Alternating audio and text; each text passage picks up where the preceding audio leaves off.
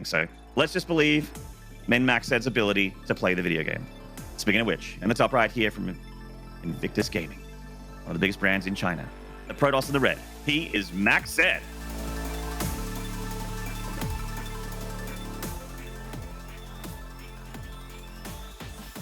And a bit of an underdog in this tournament, or at least in this top 4, but with some serious skills. This is Silky.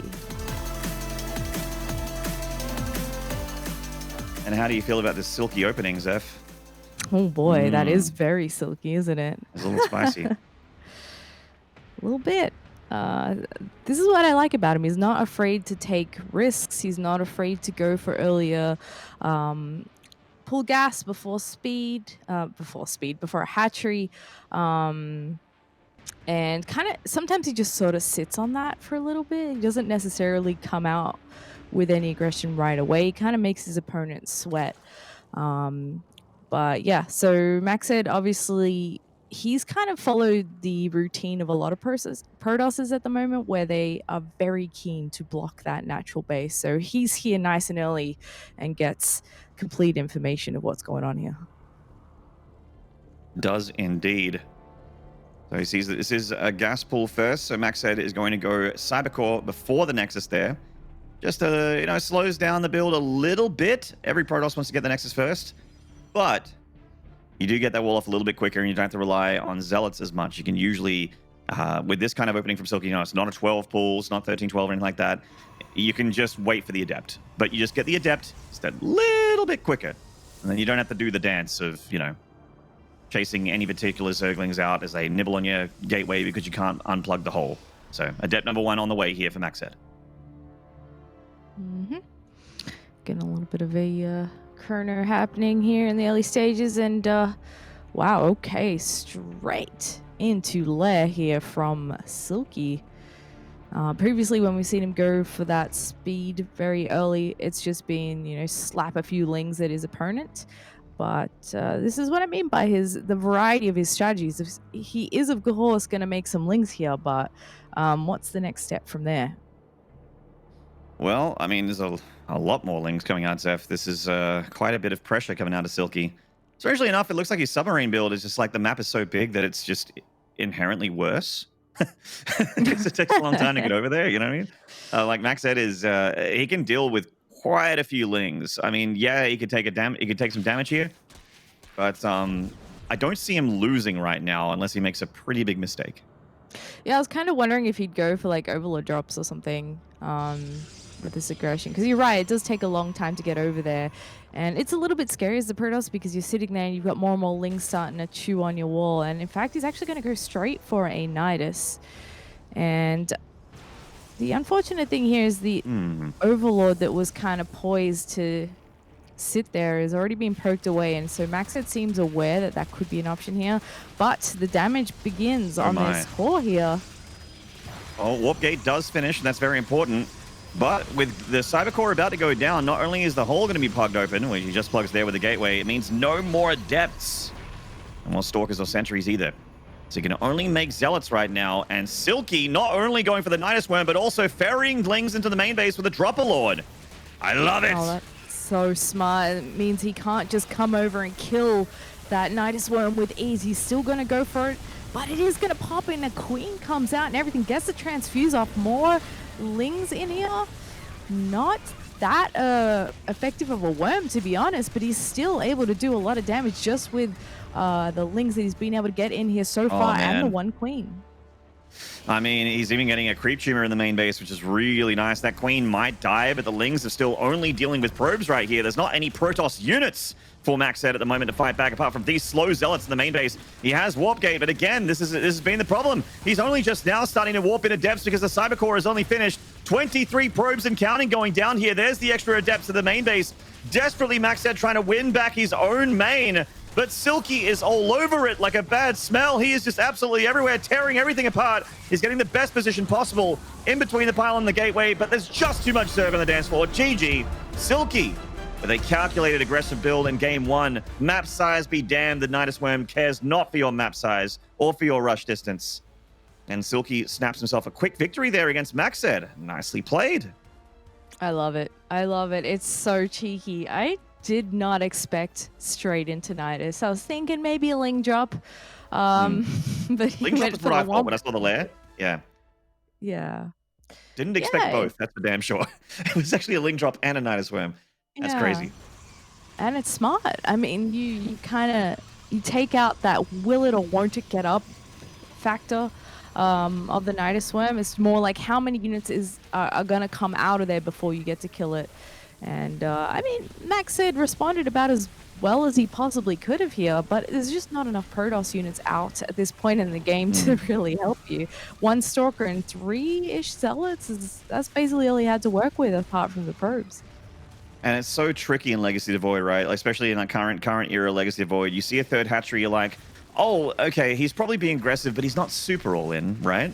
Well, turns out that hatcheries not only are mining facilities, but also production facilities for units, Seth. And that hatchery, that third base, that was a ghost town. It was built purely to make Zerglings. Silky style.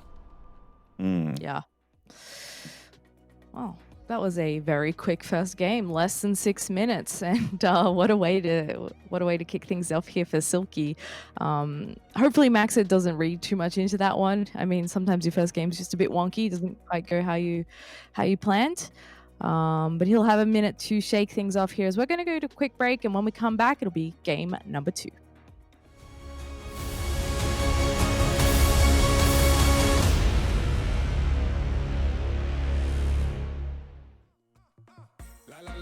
Moving right, da da da da, we so tight. La la la la, feel the fight. Drop it till it gets low. Drop, drop, drop, drop to the beat. Drop, drop, drop to the beat. Drop, drop, drop, drop to the beat. Drop, drop, drop to the beat. Drop, drop, drop, drop to the beat. Drop, drop, drop to the beat. Drop, drop, drop, drop to the beat. Drop it down low.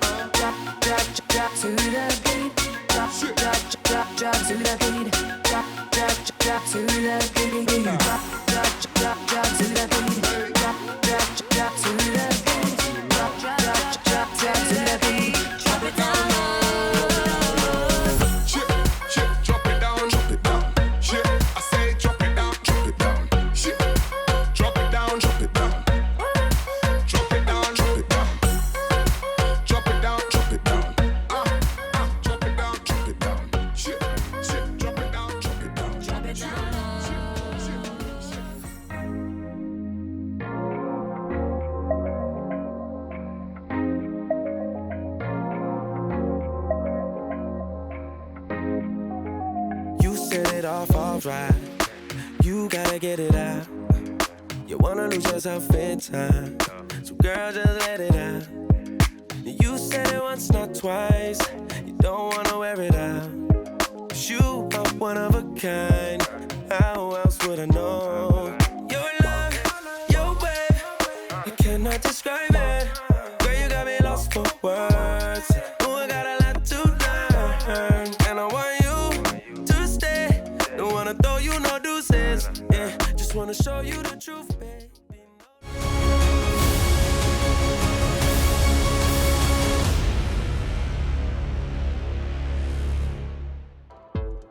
G'day, StarCraft fans. Welcome back to the Chinese playoffs here for DreamHack Summer. I am Maynard. With me is Zeph.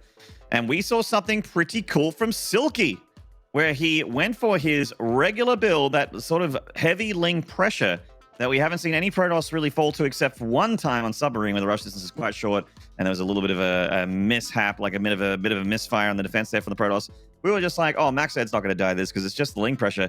Turns out Silky did a little bit of the bamboozle, a little bit of the switcheroo. He's like, no. This isn't a Ling attack at the natural. This is actually a very committed Ling all-in involving a Dynaswarm and a Dropper Lord. Really big brain, 80,000 IQ play from Silky's, and he's getting himself very quick map win as a result. Will it be map wins plural? Let's get into game 2 and find out, Zeph. What do you think? I think if we continue with these Galaxy Brain strats, it may very well be plural. It seems like he's definitely had some preparation going here, and he takes out one of the biggest, most macro-based maps with a very cheeky strat. So loading into Everdream now, let's have a look at what game number 2 is going to have in store for us. And I think, I don't know, do you do something crazy in game number 2? I mean, you already have a win on the first one.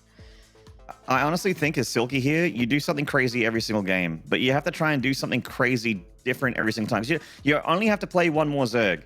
So this is your own. This is very likely one more Protoss if Cyan doesn't beat time. So I've got the wrong way around. He actually might have to face Cyan again. He's going to have like a giant bag of tricks for this particular matchup. But hopefully for Silky, I want him to try and maybe repeat something like that, or just try and big out something from his earlier series is there to just try and snap the neck of MacSed before he gets to establish. Because if it does get to the mid or late game a little bit more comfortably for MacSed, I feel like he's more likely to walk away with it. Anyway, we are just speculating here. Let's get straight into it. In the top right here, currently down the series, this is MacSed.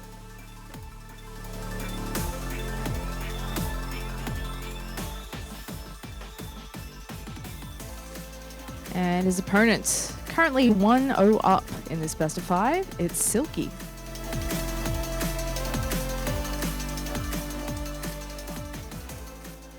Yeah.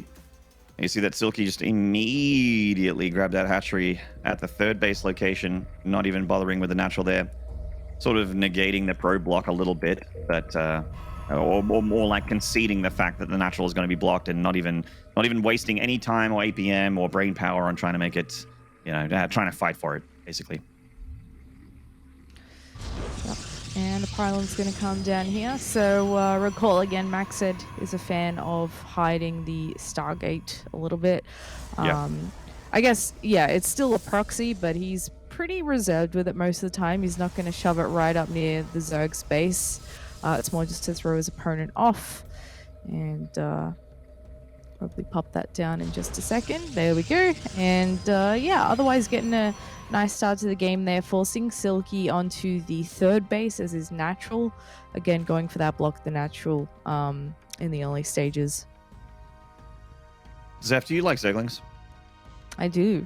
I love Zerglings, in fact. You're in luck. There are once again, just a good cluster of Lings coming out from Silky. And he likes to hide these Lings as much as MacSed likes to hide these Stargate. They are sneaking around all those scouting units. In fact, he's avoided every single scouting unit of the Protoss right now, which is just 2.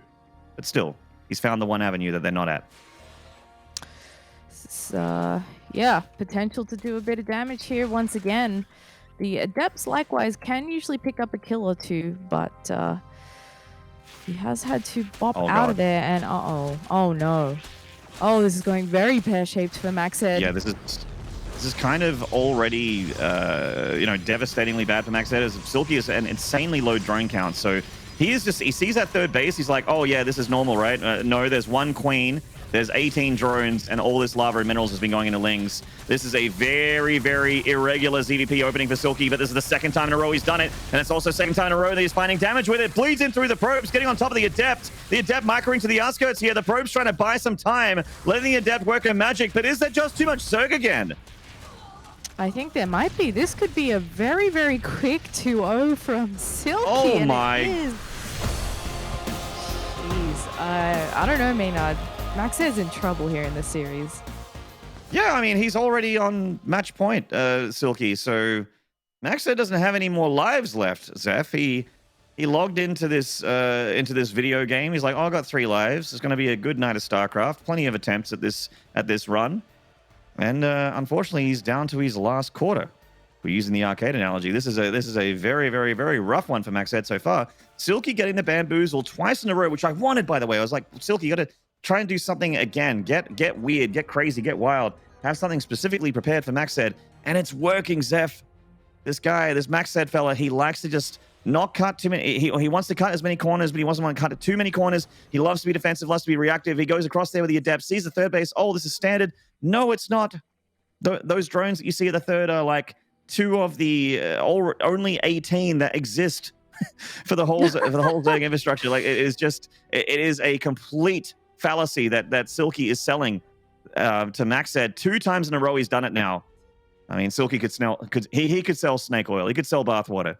It's so rough for MacSed so far. Hopefully he doesn't let the bamboozle happen for a 3rd game in a row, or yeah, we'll be very quick with this first series. We'll be speed running the night. Yeah, we are absolutely speed running so far. Well, Silky is.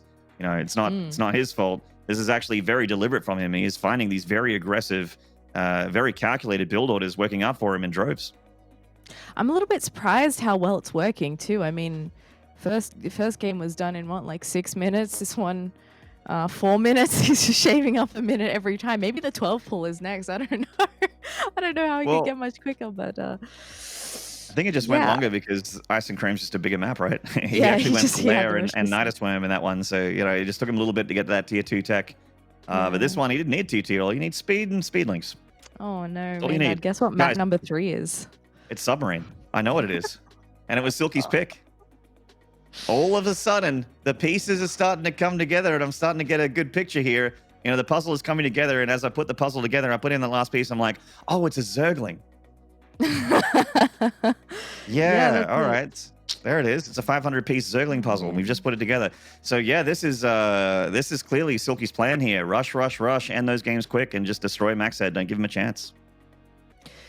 Yeah. Man, if I was MacSed at this point, I'd be like, all right, scouting is like, I'm going to use 1 unit max, like a probe for that, and everything else gets to stay at home forever. Because But that's the thing. It's You know, not a good MacSed's- answer either, right? That's exactly. But the thing is, like MacSed setting out that probe for the hatchery block like you would against a normal Zerg, and then he goes and leaves and uses that probe to go and make a proxy pylon and a proxy Stargate like he wants to do against every Zerg. But Silky's not every Zerg, Zeph. Silky is Silky. But he has given Silky some credit for his playstyle here as well, because he had a probe patrolling in the middle of the map in that grassy area, sort of waiting to see what's coming out there. But the problem is that Silky just takes the long path right around, circumvents the adept and the probe that were covering like the middle lane and the top lane, to use like a MOBA term, and just like that, the game's over. Yeah, there's just not much more we can say about that, really. We're gonna have to see how Submarine goes, and I'm sweating here for MacSed, not gonna lie. Submarine Well, you is not a essentially friendly just called map. you just called him a bottom lane feeder, Zeph. That's not very nice. Cool way to twist my words. I'm having fun. This is the third Maynard game always has my between back. Silky and MacSed. I do, yes, I have your back. I do, I promise. We are getting into the third game here. It's match point, guys. I can't believe it. You know, we've been live for we've been live for a long time, but it was like a 30-minute countdown. So actually only 20 minutes of the actual broadcast has been live, and we are already on potentially match point. Let's get into it and see if MacSed can fight back. Fingers crossed. I really want to see it, because we don't want to have a series go this quickly. We don't want a speed run here. We want all the games of StarCraft. Oh, we Hold got to that pause here? thought. Hold it. We've been hoping to have no more bugs. We've had a couple of issues with lag, had a couple of issues with like mod bugs. You know, not much you can do about it. So we'll just get this sorted out real quick. Build a little bit bit of suspense for the third map. Maybe give MacSed a bit of a breather here. Poor thing. From memory, Silky is the guy that's been having the mod bug. It looks like it might be the case again. Oh, anyway, yeah, we just want all 5 games, and we want MacSed to have a chance, because it feels like he hasn't actually got to play StarCraft yet. He's had a Nexus with 12 probes, and he's got to make 1 adept. At least on the first game, he got to make a handful of them, but it feels like he hasn't really got to play the RTS just yet. He kind of gets just rushed and killed. Okay, we're gonna have to regame. Not really. I think, well, if we look at the matches over the last couple of days, we've had a few of these moments, right, where it looks like all hope is lost for the player that is not up 1 or 2 matches in the game, depending on the format. And there's been a bit of a comeback story, like starting there. However, whether or not he can prevail, because this now means, you know, you got to smash out 3 wins in a row. You don't have a chance to make a mistake anymore. That's the difficult part, especially in a best of 5. It's just that little bit of a longer haul to try and make it out here, and because it is the elimination match, lot on the line. There is, and the absolute brass cojones from Silky to go into this best of 5 with his, like you just mentioned, life on the line, and just be like, I have this Ling Rush that I'm gonna do, and this is. And not only a Ling Rush, is like the most all-in a Ling Rush I've ever seen on game 1 specifically, where he went lair tech on sub 20 drones with Nidus Worm and Drop a Lord and just a bajillion Zerglings. It is the most brass buns, giant, monstrously side cojones build I've seen, which involves so many brain grooves to go for. I've actually never seen that before, that particular build. I've seen Ling Rushes, but I've never seen that particular version of the Ling Rush before. If you're a Zerg player at home and you're like, God, I really find ZVP a hard time, I feel like you're going to get a lot out of this series. It's like, oh, you know what? I can just play my ZVTs and ZVZs instead of leaving the ZVPs because I feel like I can't win that matchup. I'm just going to do this. I'm going to do the Silky. Yeah, that might be the way to go. I think the interesting thing for me is that, like, it worked. I feel like it shouldn't, right? Because it's just, you have nothing except a huge amount of Lings and then a Larynonitis. One Adept Shade can change that for you if they get any intel there, but that's the thing, right? He just didn't let him really see what was going on. So yeah, I wonder like who his practice buddy is, or if he just does this on ladder to figure out what cheeses are going to be rival here. I mean, he does have, you know, it was mentioned that he is close friends with a few of the players in the scene there. He's also good mates with Time, but yeah, his ZVP practice partner, I feel for them. It's like that guy. It's like that guy that holds up the pads, but like the pads for some reason don't block the punches, and you just feel every single hit. And he's just like, no, not again. Don't put me back in the gym, Silky. I don't want to be your punching bag this weekend. Please, no. It hurts. The Ling Rush. It's so rough.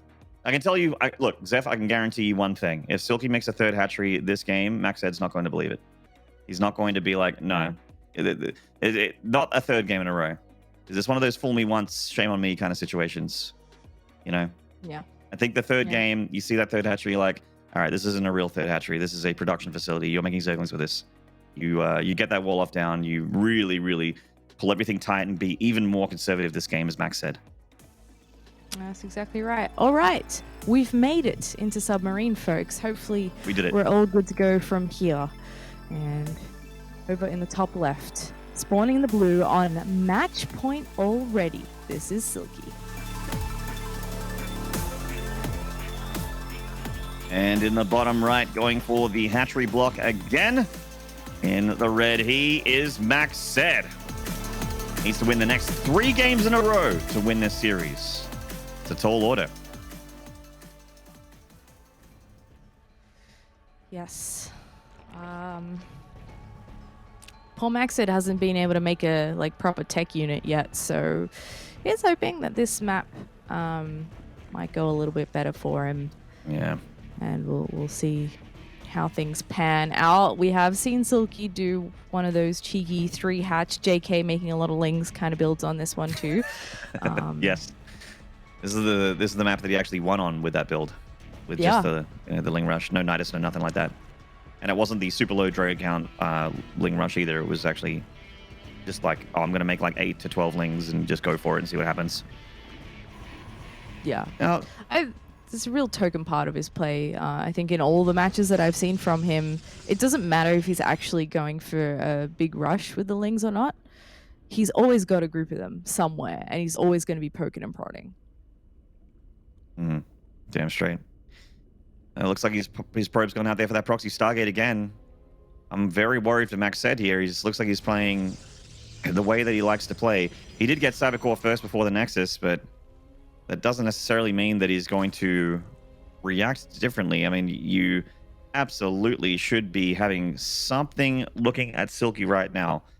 Because we are seeing, this is a very huge drone count right now for Silky. He's all the way at 21 at the moment. Whoa. Much higher than earlier games. Maybe Slow Silky feels down. like, okay, yeah. Well, easy there, Cyril, with your macro. All right. This is thankfully for MacSed a more regular opening from Silky. But Silky is still going to pressure him with some links. Yeah, I guess keep your eye on that production tab. At the moment, he's got enough to deal with an Adept 2. He slips in here, and he's going to get a bit of a look around. This is actually going to tell him that something's missing. You do your little pylon count. And, well, he actually doesn't get too deep in the base there, but the Overlord covers the other half of that scout there on the left-hand side of the main. So he would probably be pretty well versed in what MacSed does here. Previously, when he's faced the Proxy Oracle, he's gotten spores a little bit earlier just to cover for that possibility. But this could be, so far, a good start for MacSed. I'm not seeing much more than a couple of extra queens about to pop out here. Okay, there we go. There's the spores coming down.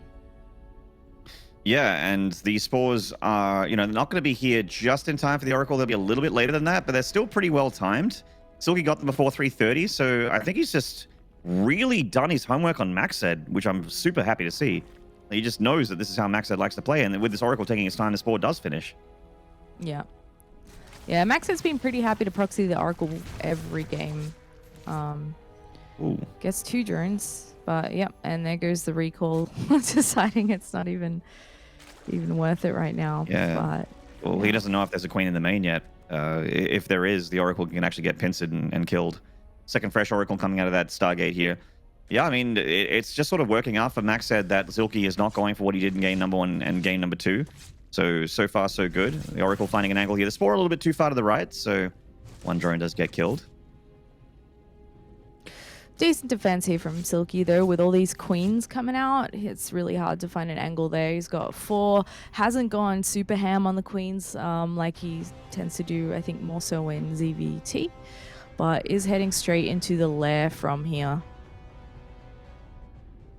Amazingly, MacSed is just super confident about taking that third base, and instead of pressuring with the Adept like you normally would in a PvZ where you send in those 2 Adepts and poke at those drones, he's like, I'm gonna get a third a little bit quick and leave the Adepts right there to just protect it rather from Ling counterattacks. And once again, Silky's not really doing anything to punish that, so it's working out for MacSed. Yeah. I feel like now we get to see MacSed play the RTS, right? he's He's made some tech units. He has more than one Oracle. Yeah. Yeah, even a Phoenix in there as well. Oh, tremendous. I love it. Yep. Well, this is definitely changing it up. And, okay, Hydroden coming out from Silky. As we've mentioned previously, this is one of the regions that hasn't really forgotten about the Hydra yet. And we have seen the longest game from Silky come out involve lurkers down the track as well. But Silky very keen to push out with roaches, hydras, keep punching at the Protoss over and over and trying to find a gap. But in this case, the fight is probably going to come to him. And tell you what, charge lots +1 Immortals, that stings. It's not about an army comp up against, Ling, Roach Ravager, Hydra, which is at the moment just kind of Roach Hydra for the most part. Yeah. The Phoenix here of MacSed still doing its work. Once again, the Stargate is proxied, but he really just kind of pulls out of the Stargate after a little while. He gets the first couple of Oracles, maybe a few Oracles, and then goes straight into the ground pound army, and that is happening right now. He's going right into Storm immediately here. So MacSed is actually heading towards something that's going to be way stronger than what Silky's making. So yeah, the numbers are definitely favoring Silky. Maybe there's a window where he can attack before Storm is done, that his army's going to be better. But once Storm is done, all those Hydras and Lings are really going to start disappearing to the splash damage of the Protoss. Yeah, absolutely. If he's going to go for an attack, and he's just been pumping non-stop units at the moment, it should be soon. Otherwise, he's going to find himself in a bit of a pickle. Does have 60 drones.